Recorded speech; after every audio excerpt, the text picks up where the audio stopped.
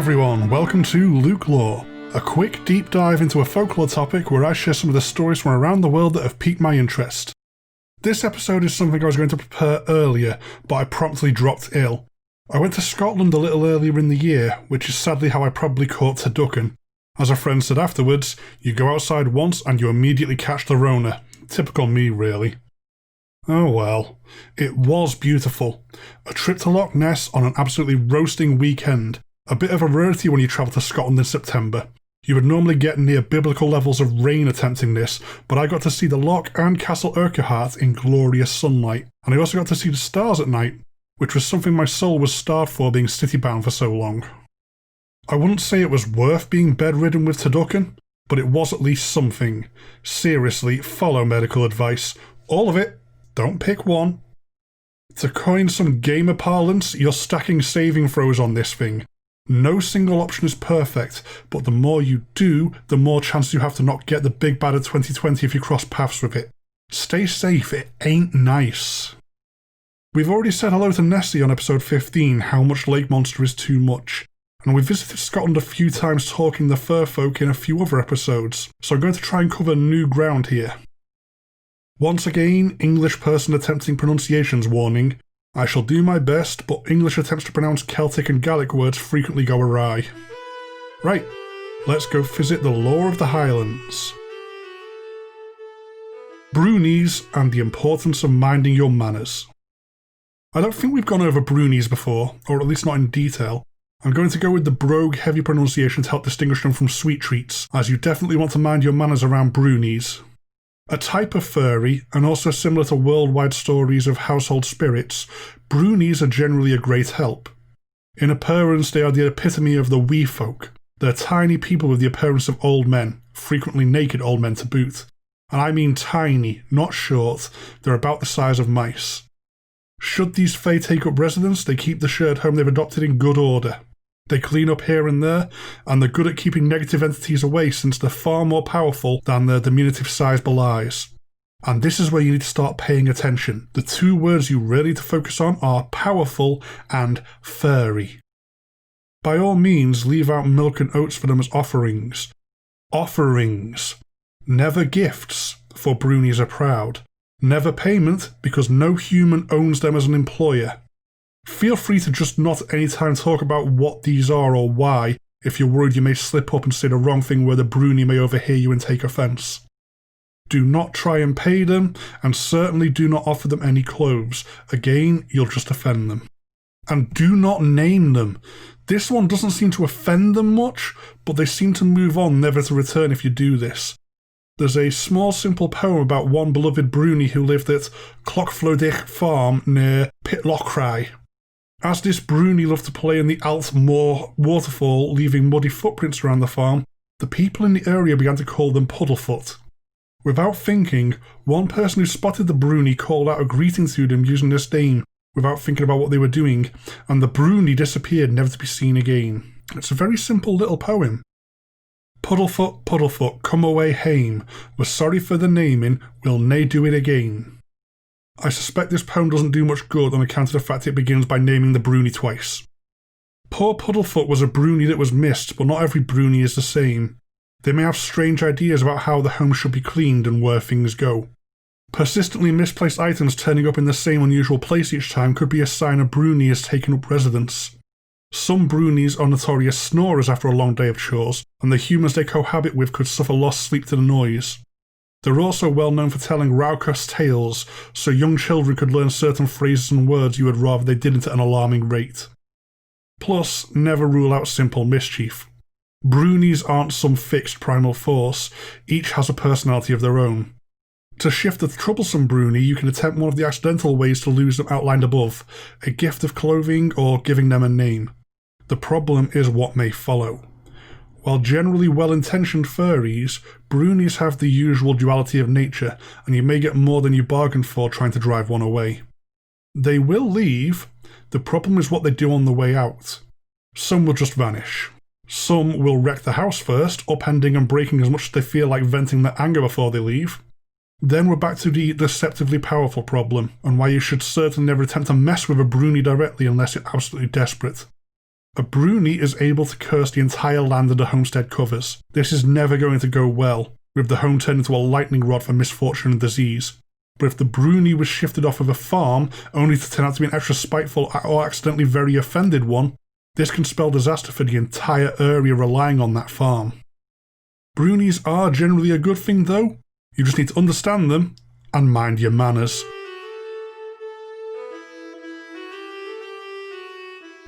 Unicorns are actually kind of badass. Come with us, Charlie. Yeah, Charlie. It'll be an adventure. Okay, let's take a look at the heraldic animals of the British Isles. England? Lions! They're brave, they're vicious, they're king of the jungle despite jungles more likely having basically any other big cat in them than a lion. Solid pick, lions is, and the English claim 3 of them in most heraldic designs. Triple the lion! Wales? How about a dragon? Storr, the Burninator. Oh yeah. Hell, let's stick it on the national flag. No amount of lions are going to match up to the giant flying flamethrower of legend. So, what grim terror do the notoriously gruff Scottish have?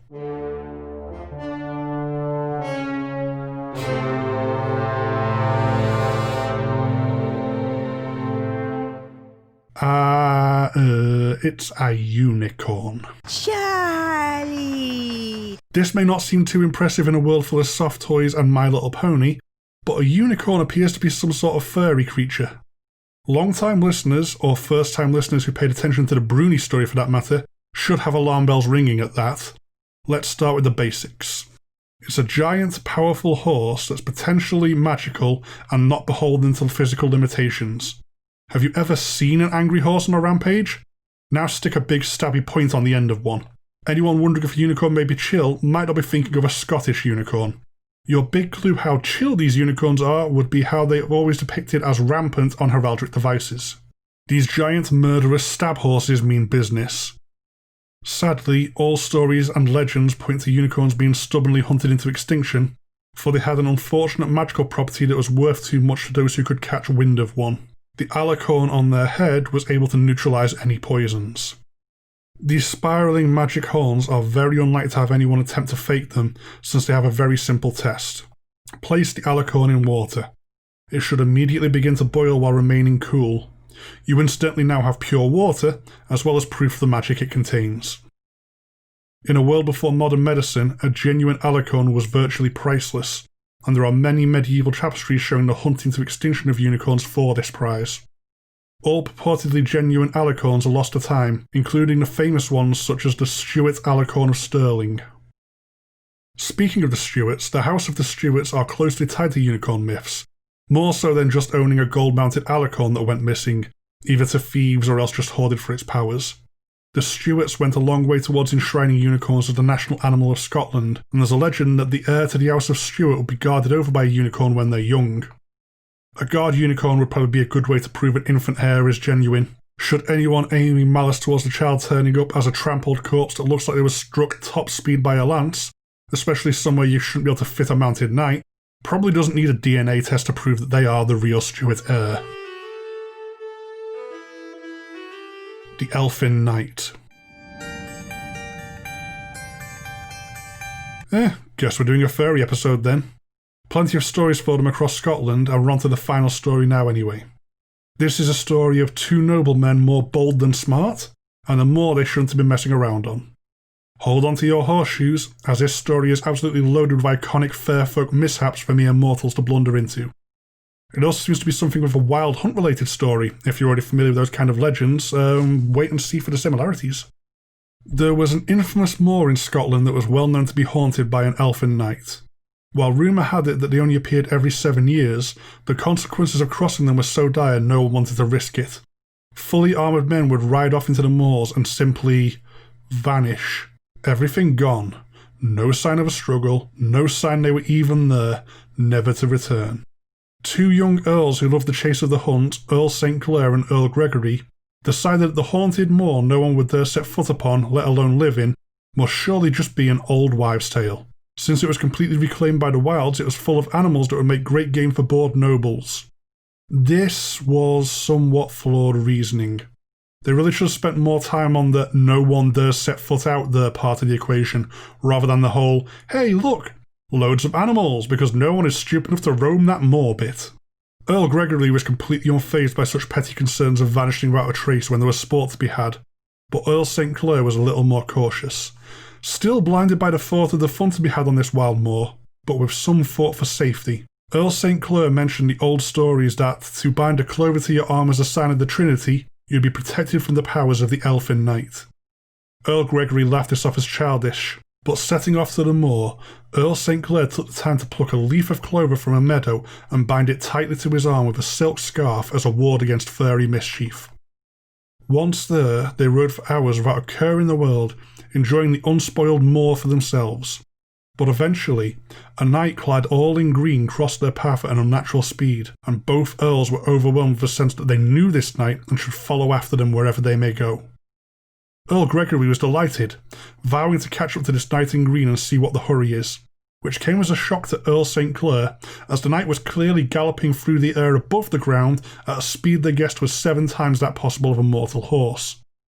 Earl St. Clair begged his friend not to follow what was clearly the Elfin Knight, but they had forgotten that they wore a talisman Earl Gregory did not, which protected from the fairy glamour, and Earl Gregory raced off to catch up with the knight, leaving the shaken Earl St. Clair behind. It took a moment for Earl St. Clair to gather his courage, but after some prayer and checking his clover stayed securely bound to his arm, he found the resolve to follow and attempt to save his friend. Completely lost to the magic that bound he follow, Earl Gregory rode on without a care in the world as the moor around him turned strange. The further he got, the more the landscape changed. It became desolate, barren of the wilds that normally filled the moor, and it grew colder and colder as he rode until hoarfrost covered every rock and remaining plant around. While never catching up to the knight, he eventually came upon a strange circle, and within which the grass was lush and alive, completely unlike the withered and frozen grass outside of this circle. Inside this circle, strange goblins danced and cavorted. Instead of recoiling in fear like a sensible person who has a functioning self-preservation instinct, Earl Gregory was enraptured. The goblins within beckoned and called to him, insisting he cross the circle and come drink from the cup of their lord. What fear he did have did nothing to stop the spell upon him, and Earl Gregory dismounted to cross the threshold. As he did, a taller and slightly different-looking goblin tried to stop him, coming up to the edge of the circle, but not seeming able to cross. The even odder goblin blocked his way and begged him to turn back. In the grip of the fey magic, the Earl just laughed and stepped around the goblin attempting to bar his path, explaining that he has no choice. He swore to himself to catch up to the knight he was following and ask their name, so he cannot stop now. As he crossed the threshold of the circle, the goblins within yelled and danced wilder, before suddenly coming to a stop and parting to make a corridor. Somehow leading deeper into the circle than should have been possible, there was somehow a hall and a marble table there now. At the head of the table sat the strange knight in green Earl Gregory was compelled to follow, and on the table before the Elfin Knight sat an emerald-encrusted goblet filled with heather ale frothing up to the point it threatened to spill over the sides. The Lord of the Hall nodded to Earl Gregory and gestured for him to take the goblet for himself. Suddenly overwhelmed with thirst, Earl Gregory strode forwards between the assembled goblins and picked up the emerald goblet to begin gulping down the ale inside. Yet no matter how thirstily he drank, the amount of ale in the goblet never lessened a drop, and unable to stop drinking even as numbness crept over him, the ensorcelled Earl finally began to regret his journey to the moor and the chase of the Green Knight which followed. He didn't have long to dwell upon his regrets, though, before he collapsed as if dead to the raucous cheers of the goblins behind him, at another human tricked to enter the halls and drink of the emerald goblet. They suddenly stopped celebrating, though, as their keen ears could hear something unexpected, the footfalls of another human approaching, one that they had not planned for. Earl St. Clair had come to the edge of the fairy circle, and was stopped by the odder-looking goblin as his friend was before him. This different goblin begged Earl St. Clair to turn back, as charm or not there was little chance left to rescue his friend. The Earl insisted he had to try, and he would put his faith in a higher power than that of the Elfin Knight. With a sigh, the sympathetic goblin explained just how much trouble both Earls were in. Those who drink of the goblet are doomed to be twisted into a goblin courtier of the Elfin Knight, the goblin assuring that he himself was once a human too. Even with a charm, it isn't safe to cross the circle, as the ground itself is only enchanted to seem solid, and is instead a quaking bog above a great lake that has some great monster making its home beneath. To save his friend, the Earl must follow exact rules, or else the Elfin Knight will just let him fall through the floor and the lake monster will deal with the intruder.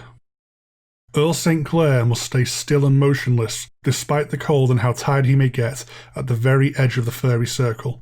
Then, when dawn breaks, and it's the hour of matins which would be sung in church, he must slowly circle the barrier 9 times.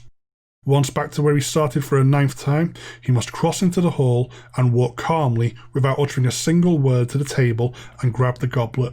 Once he has the emerald goblet, he must leave the same way he came with it, still not saying a single word.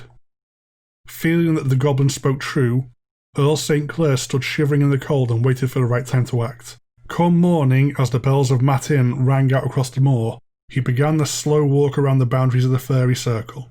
Thunder rang out from nowhere, and the ground began to shake as if it was trying to buck the Earl off, but 9 times he went around the circle and then he stepped across the threshold. From moor to unnatural hall, the Earl was surprised to see that all the goblins and even the Elfin Knight at the head of the table were encased in ice.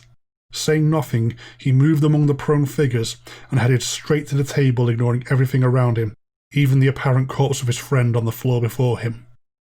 Either side of the goblet, a raven stood guard on the table. As soon as he picked it up, they flew around him screaming in outrage to wake their lord and the goblin retainers. As he retraced his steps out, the ravens could not touch him even though they buzzed close to him, and the frozen fae could not stir even though they tried, thanks to the charm he wore. But Earl St. Clair knew not to take his time even if he didn't have to fight his way out, for the ground began to feel less firm, and deep below the terrible breathing of the hungry lake monster could be as much felt as heard. The final bells of matin tolled as the Earl crossed the barrier back to the mortal realm, where he immediately threw away the goblet. Turning back, everything had vanished except for his friend, who began to stir from his death-like slumber covered in frost, but still in human form. As the two set off to return home, they passed where the goblet had landed. No longer a treasure made from emerald, instead it was a simple grey whinstone with a hollow in it full of dew. That's all for this episode. Scotland holds many more secrets for us, so let me know if you want a follow-up episode. I'm way over my usual word count and I've barely made a dent on the reference books I picked up while I was there. The Wild Hunt should also be something I circle back around to. The Elfin Knight is an interesting, probably related tale, but there's a heck of a lot more there to dig into. If you do want to contact me, there's the show's dedicated email, LukeLoreGSG@gmail.com, and the general show email, ghoststoryguys@gmail.com. Both myself, the main show, Ian and Brennan, were really easy to find on Twitter and Facebook, so if you want to make contact, you can go through social media. There's also the really active Instagram account that a lot of the community gets involved with. If you want to support the show directly, check out our Patreon at patreon.com/ghoststoryguys. It'll get you access to loads of different GSG goodies at different tiers, my incentive being that LukeLore episodes go out to patrons a month early. As ever, though, the absolute best thing anyone can do to support the show is to give it a listen. Share this around if you think you may know someone who may be interested, leave a review if you get the chance, it really does help signal boost me if you can, and most of all, I simply hope you enjoy what I'm doing here. Goodbye for now.